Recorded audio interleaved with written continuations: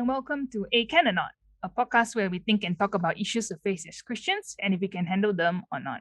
I'm your host, Xian, and today we have my brother and sister in Christ, Desmond and Pari, to talk about this question. Can you tahan being single or not? So start with Pari. Pari, can you tahan being single or not? So some self-introduction first. Name, how long have you been single for? What's your current status? Are you married? Still looking? Um, do you think singleness is a normal thing? Hi there. Yeah. So my name is Pari. I have a very long name, Pari Malam Bala Subramaniam. But how long have I been single? All of my life. That's a little over 52 years. And do I think singleness is normal? So, the question is, what is normal, right? I think everyone is single at some point in your life. For some, it's just longer than others. But I also believe that to be married or to be single, they both equally have their fair share of joy and pain. But then the beauty of being a follower of Jesus is that we don't have to experience any of that alone because we have Jesus with us. Right. Desmond, how about you? Hello, my name is Desmond. Desmond Yong, if you need a longer name. My name is actually longer than that, but that will do for this podcast. I've been single for, I've got to count because I'm married now. So, but it's long. I'm 38, so you can say I've been single for like 36 years, and I just got married in last 2 years ago, and I'm looking at 2 kids now. Very fast. Singleness, is it normal? Looking at people around me, even in my own company, it's very, very normal.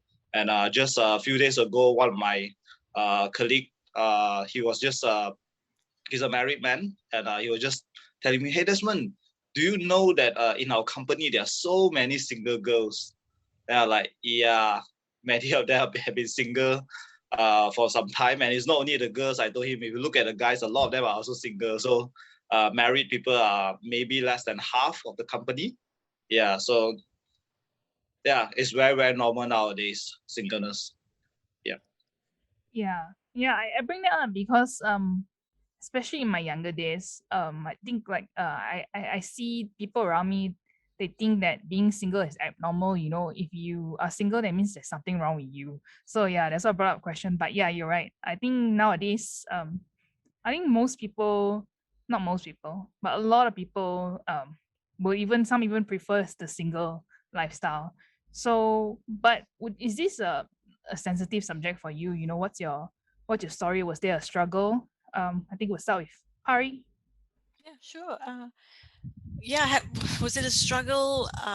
Is it sensitive? No, it's not a sensitive topic. I am quite open and transparent to speak about the challenges of being single and the joys of being single, which you discover as time goes by. I think it's different at different stages of your life. So, after university and as a young adult in my 20s, I didn't even think about it. It wasn't an issue. I wasn't particularly searching, but I was surrounded by a lot of other young singles, so there was great community of singles, people to hang out with and do stuff with, do life with. And then in my 30s, so I went away in my late 20s into missions, and I was out of the country for 4 years. When I came back in my 30s, all of my friends, especially in church, they'd gotten married and they moved on in their stage of life, phase of life. And then that began to make a difference to me because one, they weren't as available. Now they had to think about husbands before agreeing to go out for dinner with me or watch a movie. And of course they started having children, and then the demands are different. So the stage of life of a older single compared to your friends who are married, it's different, and that becomes challenging socially. And then as I got older into my 40s and late 30s and 40s, there was this question of, this and desire to be a mother, and would that ever happen? And so it was different stages of my life, the different needs that I had, and the challenges that being single brought into it. I find that it was always me wrestling with God through those issues, and at every stage just discovering something new about God and about my relationship with God. And because of this situation of being single, it actually drew me closer to God, and just grew me as a person. Um, I remember in my mid 30s really questioning about being a mother and asking, even, should I adopt? So, singleness then leads to motherhood for women. Even that whole question, should I adopt as a single? Talk to friends, prayed about it, and God said, no, that's a 2-person job. And so I told God, all right, I leave it. This is not the way forward. And then God sent someone into my life that was like a daughter, a spiritual daughter. And until today, she's a big part of my life. I'm part of her life. She's from a different ethnic background. And yet she's, like a daughter to me. So what I've also seen is God, sees you through those struggles, and then he makes a way in a different way that is not the norm. Yeah. Yeah, it's quite a story. Yeah, so Desmond, I imagine it's not exactly the same for you. But what was your experience of singleness like? Yeah, I think listening to Pari is I think the 20s and the 20s and 30s experience is a little bit different. Because I was not really surrounded by all singles. I do have, but when I'm younger, of course I am lah. After university, coming out into the working world, yeah, you have a lot of single friends, and but my sisters actually got married ahead of me, so it was already a pressure, so-called pressure already.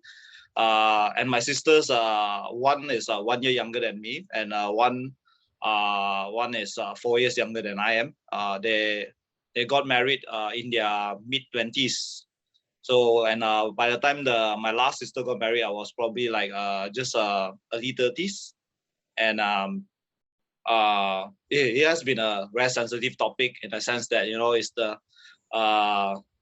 it's always the questions where when you get together with family, because I didn't go away anywhere out overseas, or what most of my working life was back in Malaysia in a career job. So yeah, when you come together for festivities and things like that, it's always the first second question my relatives will ask me. When is your Sensitive. turn? Yeah, when's your turn? When's your turn? Do you have a girlfriend now? Very common question. And most of my mom's side relatives, most of my cousin brothers and sisters, they actually got married early as well. Only one of my cousin sisters, she got married later in life, but she did get married eventually. Yeah, so it is. You could say it's a struggle and also a sensitive topic. And a lot of my relatives were also telling me, or a lot of even uncles and aunties in church, friends of my parents, because I grew up in the same church. So uncles and aunties, they know me in church, and they always say that, oh, but by the time you get married, your father and mother will have giraffe necks, waiting and longing for you to get married. Yeah. Yeah. While I didn't have pressure from my mother, my father died when I was very young, but I didn't get pressure from my mother. I got pressure from my nephews and nieces. So, because I'm the oldest of I'm the youngest of my family. So, I've got lots of nephews and nieces. When they were, like primary school age, and school holidays, we'd all come together, and they would all get together in a huddle and start planning and strategizing how they could get their auntie to meet someone. It made for some funny moments, actually. Yeah. As long as you see it as good humor and not a peer pressure and a sensitive pressure for you to get married lah. I mean, then it's all good fun. But Yeah. any of you wish that it was different? Maybe Desmond, you wish it was an earlier experience for you, or Pari, that it could have turned out differently, and you hope that it would have been something else. Well, I'll start. I think for me, no, actually, I think I really enjoyed the part that was a single, and I also enjoyed the part where I got to know myself better and to also know other people better throughout the process of looking for a life partner.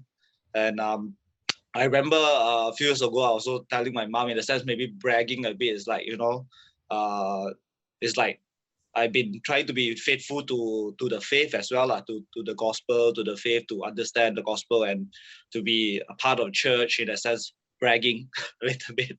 But I mean, I don't look back at it and I have regrets. I think the process of being single actually helped me as I got married, because it helped me to get to know myself better.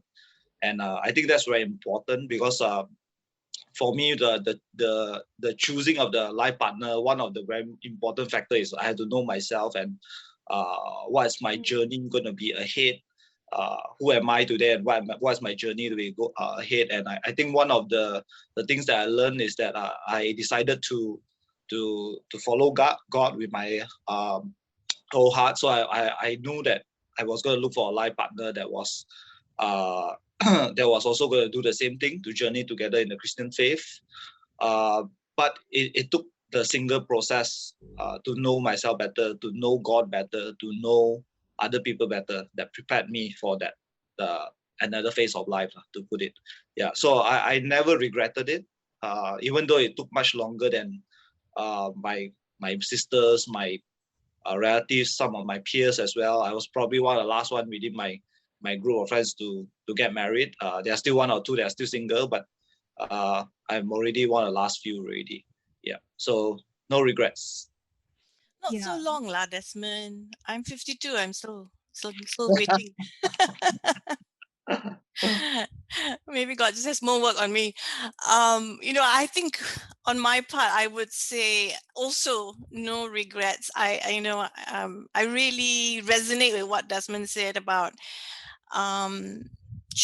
deciding and choosing to really follow hard after God and put that first. And I think that should affect every aspect of our lives, especially then who we choose as a life partner. And that is something that God put on my heart really early on. I came to faith only as a student at university, and already very quite early on in my relationship with God.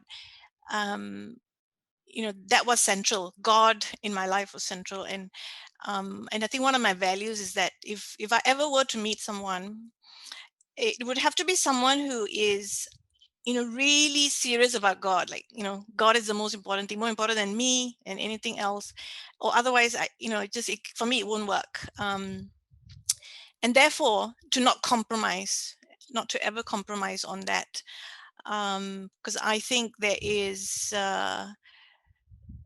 it would just make your Christian life a little bit more how do I say, it's diluted, the value of it, the intensity of it. I think God has to be center. And if a life partner doesn't help you serve God more and be a stronger, better follower of Jesus, then there's no point in it. So yeah, no regrets.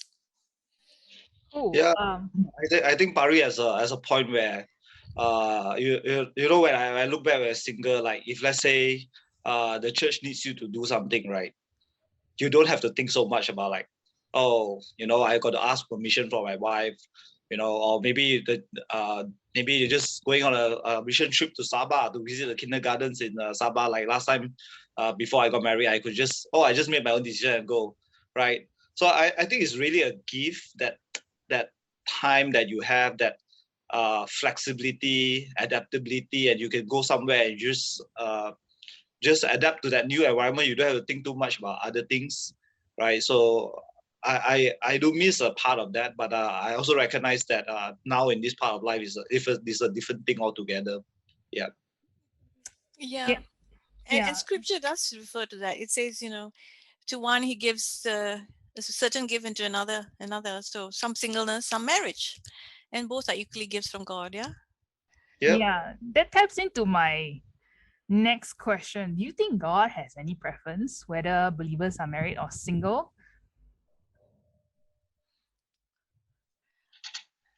Yeah. Well, I think that they are good to both sides of whether being single or being married. But I think one of the things I heard that is quite good for a single thing is like for a single person is like if a single person, right, could live with a single person who knows Christ, that lives and remains pure in terms of sexual uh, what they call yes, Purity. purity. Yeah, so it's kind of like a huge billboard, you know. It's a huge billboard for Jesus is more than enough. Yeah. Yeah, because married person like me, like we don't have that big billboard that Jesus has is more than enough. But for a single person, that is a huge billboard. Yeah. Yeah. But So do you think yeah, that's an advantage for single people, or I mean, do you think God prefers more people to be single so that more people can pay attention to Him and only Him?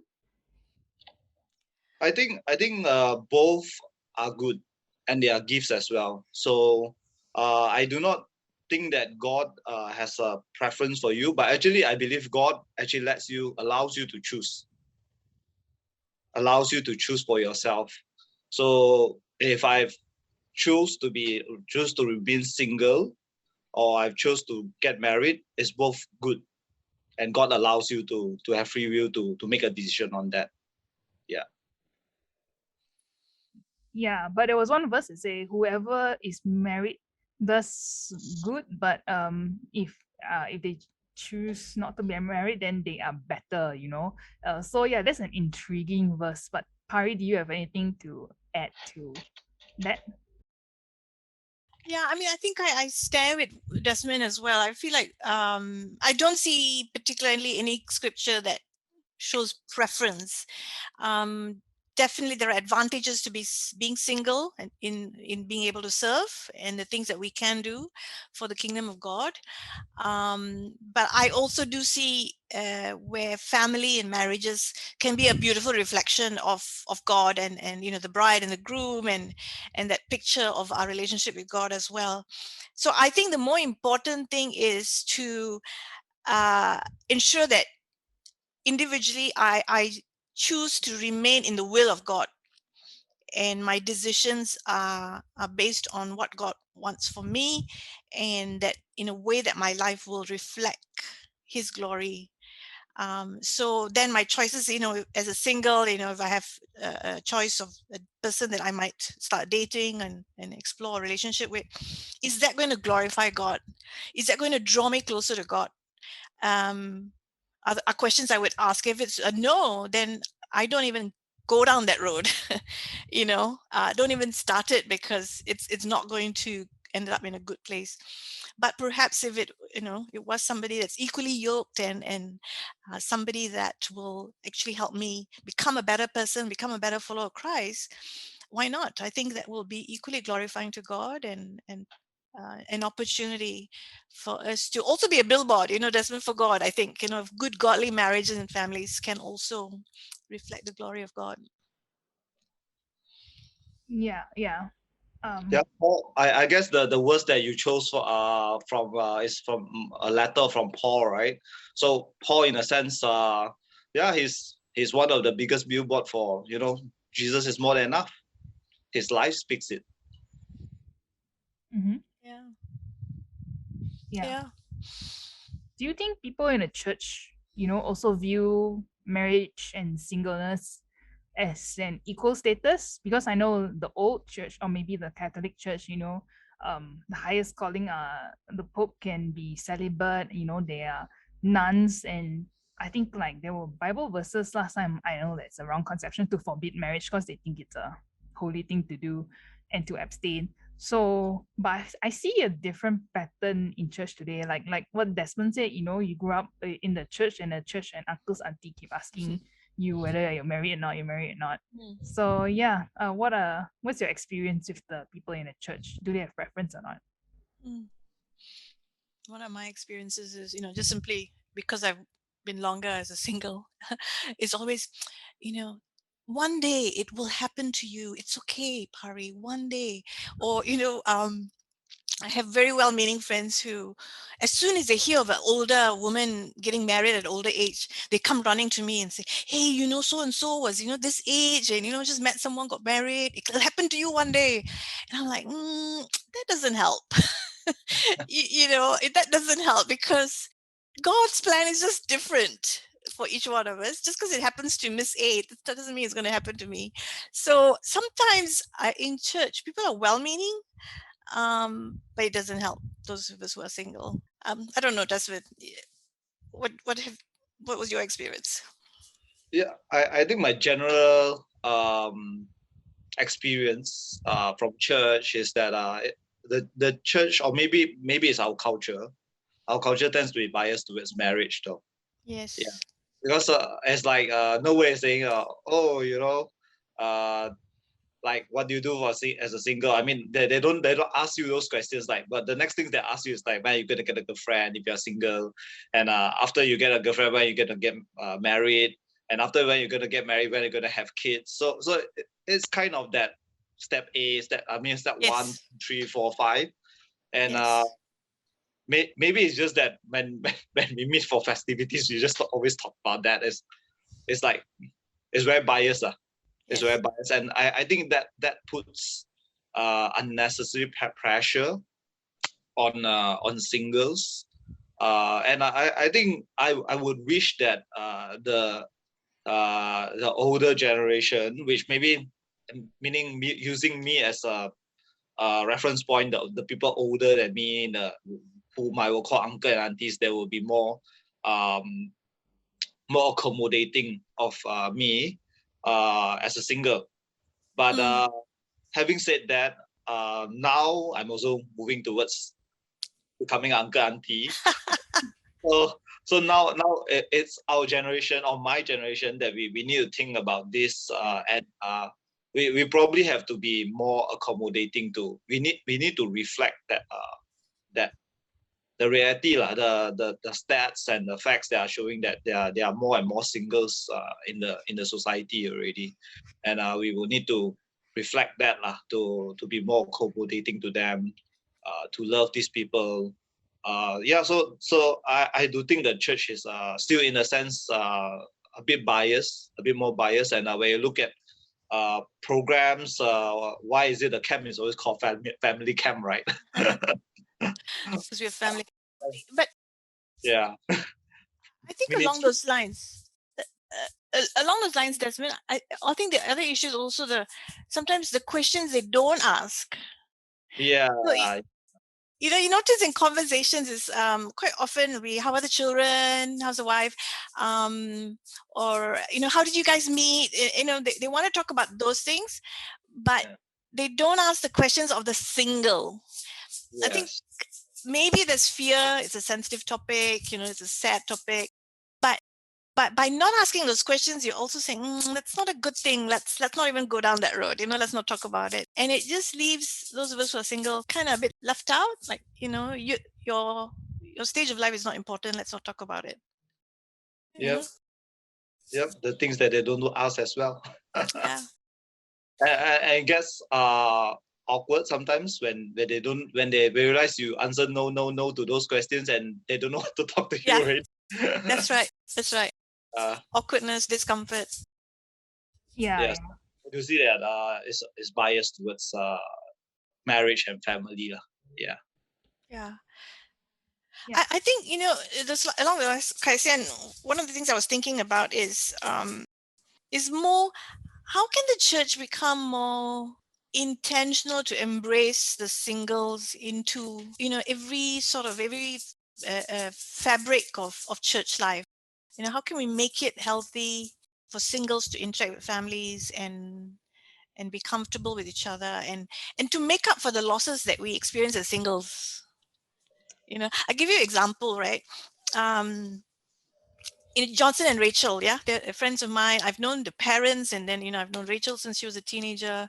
And when for Ollie's first birthday, they had a family dinner. It was just Rachel's family and Johnson and Ollie, of course, and they invited me, and that just made such an impact on me because I love children. I miss my nephews and nieces who are all overseas. I have a grandniece who I hardly get to see, who's just a bit younger than Ollie.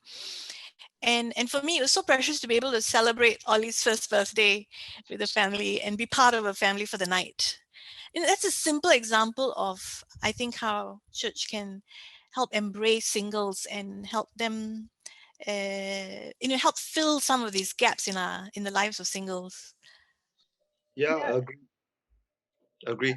Actually, I was just thinking, like, actually, the uncles and aunties that ask those questions and why the maybe it's programmed in the steps like get a girlfriend and get married and Yes. things like that. It's actually, I think they are well-meaning because it comes from fear of being single. Yeah.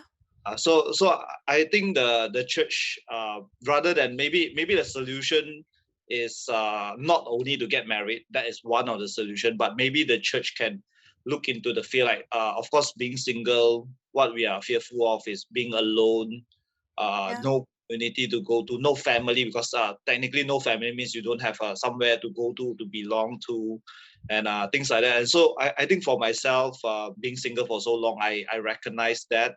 And now when I start to have my own family, I also was thinking um, like I have a lot of life group members who are still single, and it just looks like some of them are not even thinking about getting married, or would like to get married, but just have some things that hold them back, or they have some issues that they have to deal with, and it might take them a while. So how do we help them as they grow older, like they might feel like it's lonely without family, and if one day they do not have their parents anymore and things like that. And I think the church, it would be nice if the church, or we as a church, it would be nice if we could recognize that the fears of being single, and instead of just maybe harping on the solution of getting married, there might be other solutions that we can look at. I think what Pari has said is very nice of Johnson and Rachel, a couple to with a child, inviting a single to join. It's a family community that helps singles to know that at least they are not totally alone. Yeah. So Yeah. to be able to experience that sense of family that we would otherwise miss out on, and this is where Yes. church can become family. Yes.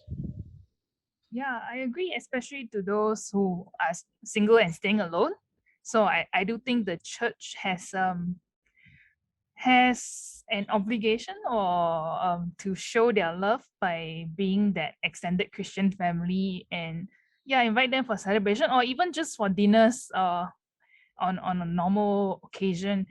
Yeah, I think that's one good thing, but I think that changing the mindset of the I would call it the older generation is more important. I think even within my generation there are people who just think, it's normal to get married and that's the norm. And yeah, if you don't, well, they might say good for you, but they might think that they'll my experience is that people keep trying to change my mind, um or to stop being single and to look, but yeah, I can tell they're well intentioned, but it just doesn't, it just shows that you think that singleness is a bad thing lah. So that's the thing I want to change, around the Malaysian culture, as well as especially within the church. So I feel like the church should be the first place, because I can't change the whole Malaysia, but I feel like the church should recognize the influence the culture had. And yeah, I think that something should be done in the church, not to just take care of the singles, but also how you view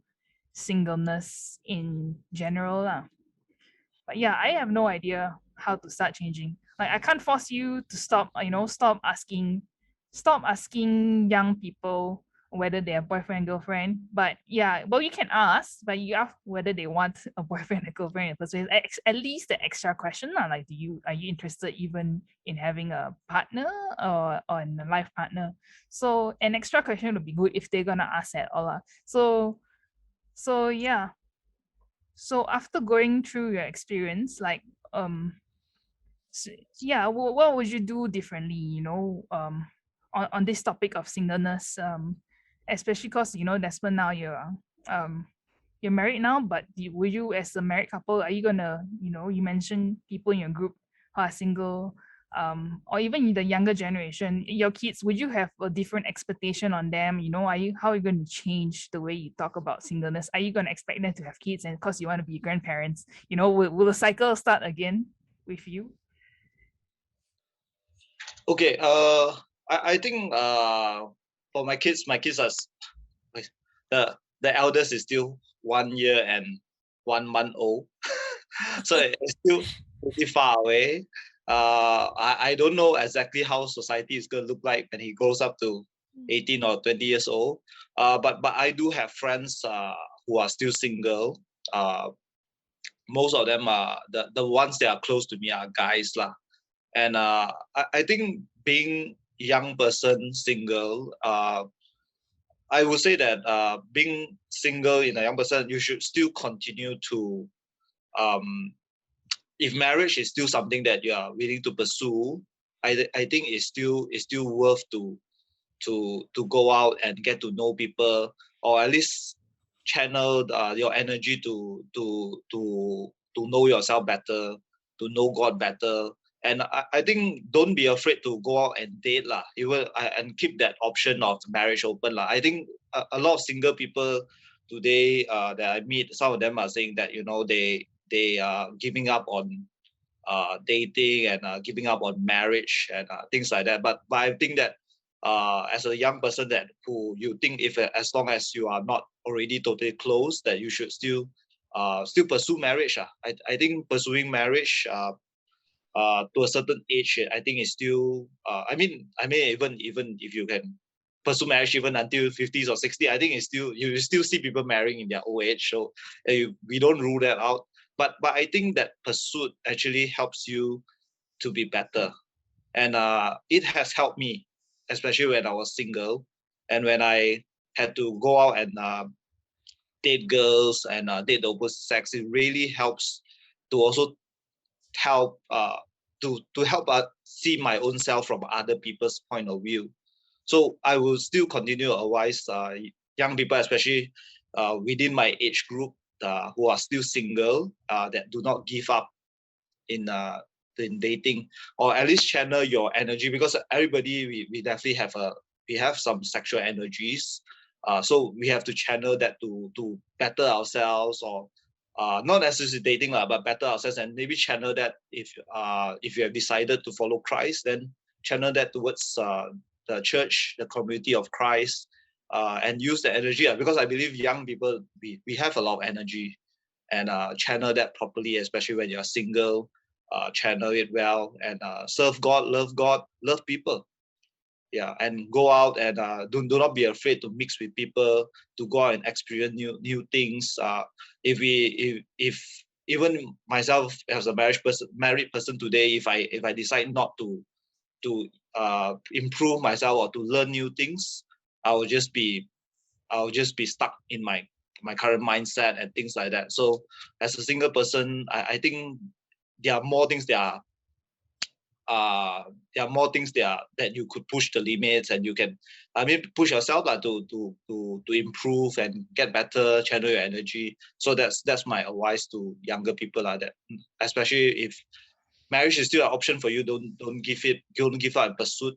I think that Lisa Anderson from Focus on Family Boundless is a very good gives very good advice on this respect. And knowing her story, she's already maybe 40s or 50s now, and she's still open to pursuing of marriage. So I think that's quite inspiring to me.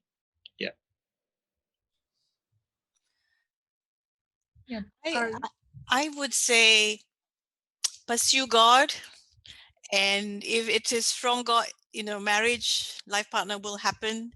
And if God closes the door, it will still also be okay, because God is there, and he has his purposes. So I would say, Desmond and Kaisian, pursue God, and in that process, by all means date, as long as they're Christians, as long as they're followers of Christ, go ahead, date, meet people, get out there, get social. But I think first and foremost, pursue God, and everything else will be in the right place after that. Right. Agree. Wise Agree. words. Right. Right. Thank you, Pari and Desmond, for joining me. And thank you all for listening to A Can or Not, a podcast where we think and talk about issues we face as Christians and if we can handle them or not.